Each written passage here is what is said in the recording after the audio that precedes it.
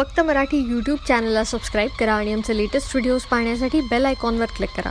Latest अपडेट्ससाठी आमचा Instagram, Twitter आणि फेसबुक हँडल्सना फॉलो करा.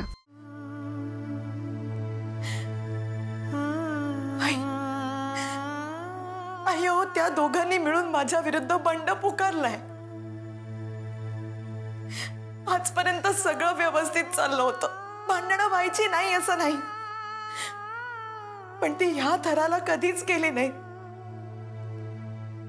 पण आता हे अचानक असं काय सुरू झालंय आई? आसावरी, अगं हे सगळं झालंय अचानक, पण अनपेक्षित नव्हतं. एक ना एक दिवस होणारच होतं. सईला तिच्या बाबांबद्दल कळणारच होतं आणि ते सत्य कळल्यावर तिनं सहजपणे स्वीकारणं कठीणच होतं ग. हे सत्य जर आपल्याकडून तिला कळलं असतं तर गोष्टी सोप्या झाल्या असत्या. पण हरकत नाही, अजूनही वेळ गेलेली नाहीये. मी तर म्हणते तिच्या समोर हे सगळं घडलं ना ते बरंच झालं. अगं आपण तिला समजावलं ना तर समजेल. ती समजूतदार आहे. नाही आई, मला नाही वाटत तसं. तिला आपलं कुठलंच म्हणणं पटत नाहीये. तिला फक्त तिच्या वडिलांचं म्हणणं बरोबर वाटतं.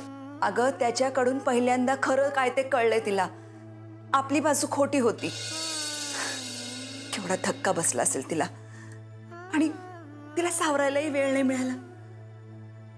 तिच्यासमोर एक एक रोज काय काय नवीन नवीन येत गेलं. त्यात तुझं असं चिडचिड करणं. अय्यो, मी तिच्यावरती काही मुद्दामून चिडचिड. अगं माझं ऐकून तर घे. तुझा रागा कळतोय मला, पण त्यानं गोष्टी बिघडत चालल्या आहेत.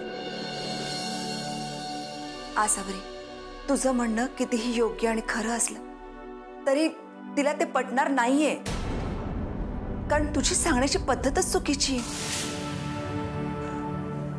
माझं एक ऐकशील? काय? तू तिच्यावर न रागवता एकदा शांतपणे प्रेमाने आई म्हणून तिला जवळ घेऊन समजावून बघ. अगं तिची ही बाजू समजावून घे. संवाद होऊ दे तुमच्या दोघींमध्ये. संवादच नसेल तर वाद कसे टळतील? थोडे वाद मिटू देत. जा तिच्याशी बोल. जे तुझ्या मनात आहे ते खरं खोरं अगदी तळमळीनं सांग तिला. आई, पण ती ऐकून घेईल माझं? का नाही? अगं आई आहेस तू तिची. तुझ्या प्रेमाची किंमत कळते तिला. तुझी तळमळ हे जाणवू देत तिला. तुझ्या प्रेमावर विश्वास आहे ना तुला?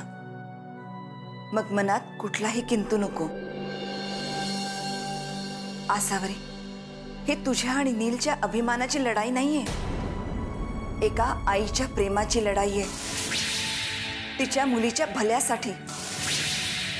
मग ती लढाई त्या आईनंच जिंकायला हवी.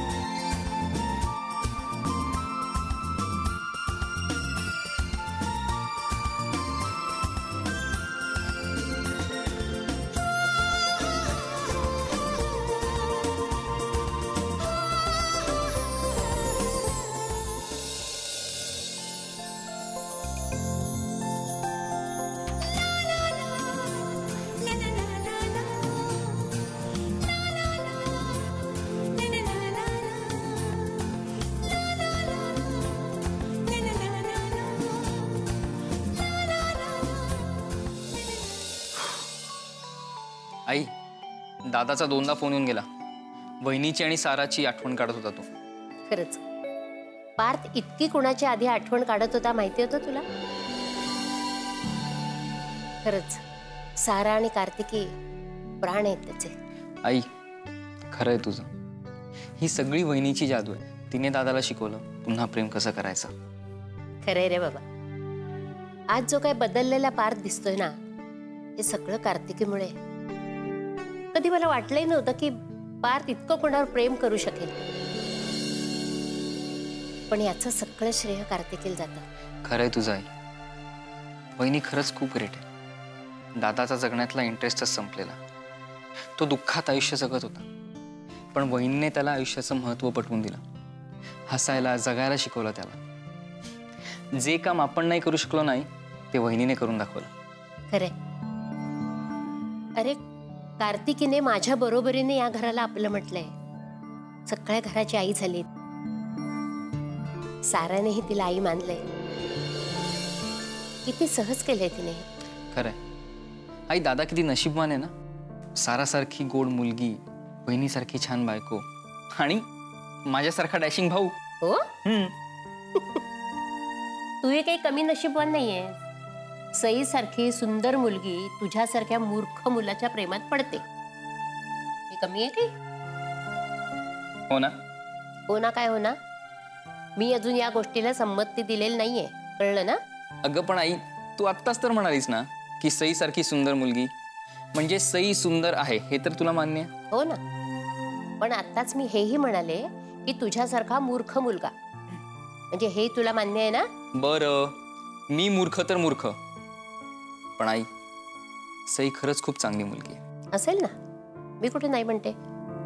पण ती मुलगी या घरात सून म्हणून आणायची की नाही हे मी ठरवायच्या अगोदर पार्थला आणि कार्तिकेला विचारायला हवं.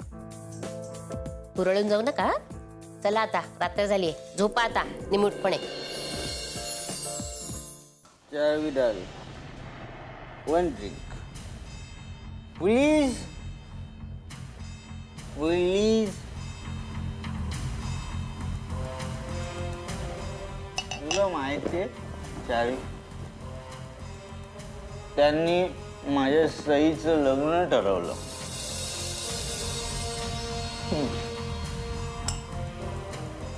मला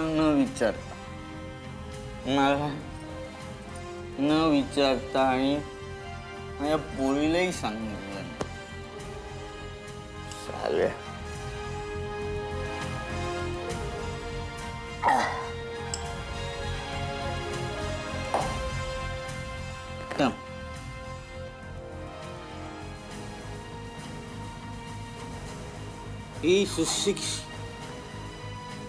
ही सुशिक्षित माणसं आहेत ना. मग मुलीच्या बापाला विचारण्याचं कर्तव्य त्यांना काही आठवलं नाही का?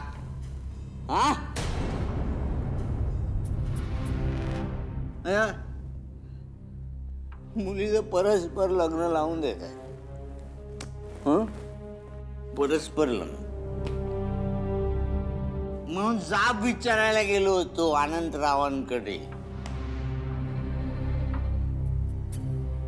तेव्हा माझा अपमान केला याला. अपमान केला. माझी मुलगी आहे ना. माझी मुलगी, मला सांगण्याचं कर्तव्य आहे की नाही त्यांचं? आहे ना? हो हो आहे. कसं माझं पिल्लू रडत होत.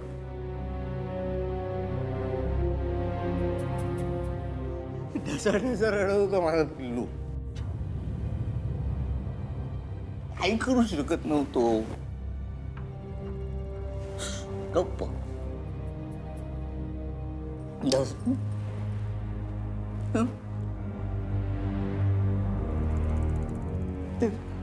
एका कोपऱ्यात उभं राहून ढसा ढसा रडतंय माझं पिल्लू. काय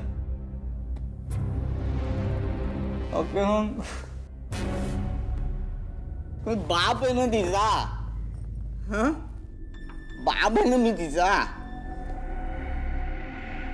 माझं पण काही कर्तव्य आहे की नाही?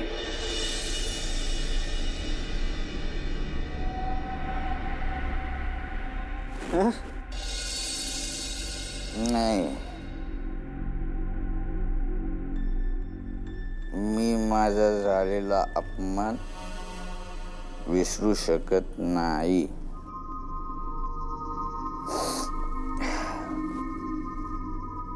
आणि माझ्या पोरीला मी तिथे रडत सोडणारही नाही. अगं, माझ्या पोरीच्या माझ्याकडनं काही अपेक्षा आहेत की नाही?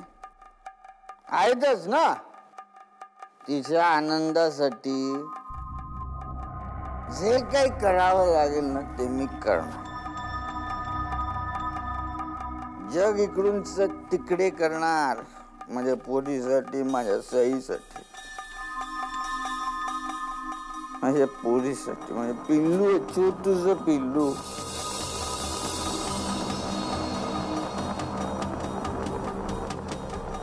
तिला त्रास होतो ना तेव्हा मला इथे त्रास होतो. कशाला त्रास करून घेतोयस नील? अरे जाऊ दे ना सगळं.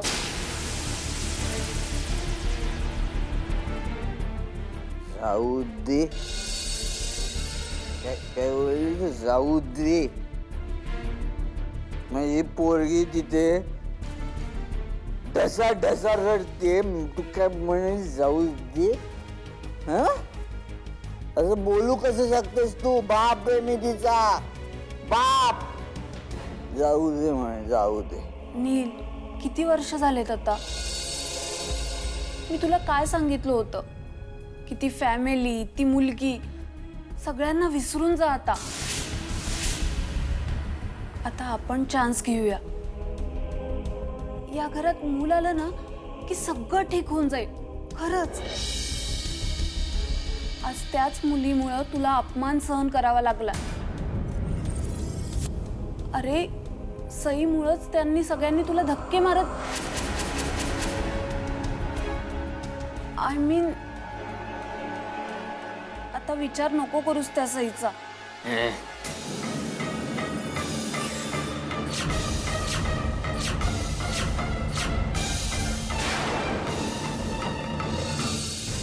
आता बोललीस, पुन्हा बोललीस तर याद राख, मारून टाकेन तुला. एक वेळ मी स्वतःला विसरीन, या जगाला विसरीन, माझ्या मुलीला नाही विसरू शकत मी. काय ऐकून घेणार नाही आपण तिच्या विरुद्ध. कळलं? एक लक्षात ठेव, नीलवर जर प्रेम करायचं असेल तर त्याच्या मुलीवर पण प्रेम करावंच लागेल.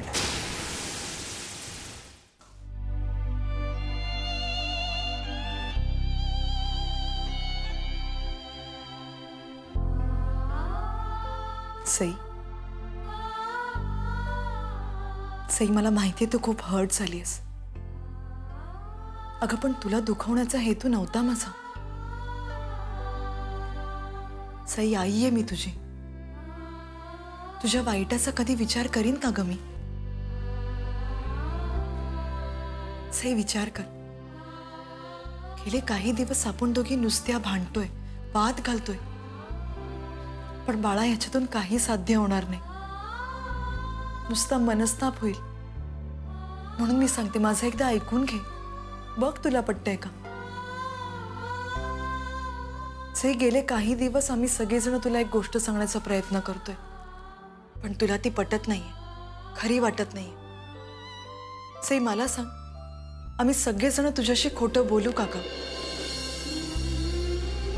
पण म्हणून मी आज ठरवलं की तुला सगळं खरं खरं सांगून टाकायचं. खरं तर ह्या सगळ्या गोष्टी मला तुला कधीच कळू द्यायच्या नव्हत्या, पण त्या सांगायला तू भाग पाडलंस. सई, हे सगळं जेव्हा झालं ना तेव्हा तू खूप लहान होतीस. त्यामुळे त्याची झळ आम्ही तुझ्यापर्यंत नाही पोहोचू दिली. त्यावेळेला तुझ्या बाबांनी आम्हाला सगळ्यांना हैराण करून सोडलं होतं. पैशांच्यासाठी काय वाटेल ते करायला तयार होता तो.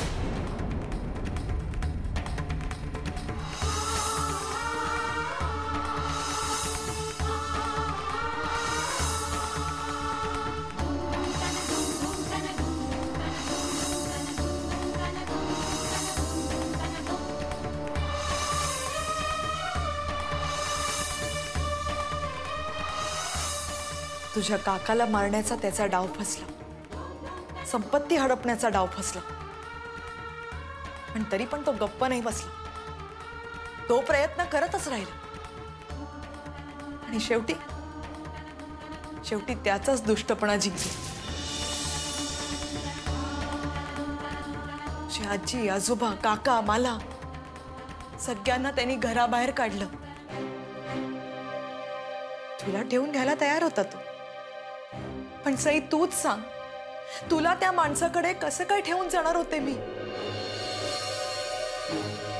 जो आपल्या बायकोचा नाही होऊ शकला, आपल्या आई वडिलांचा नाही होऊ शकला.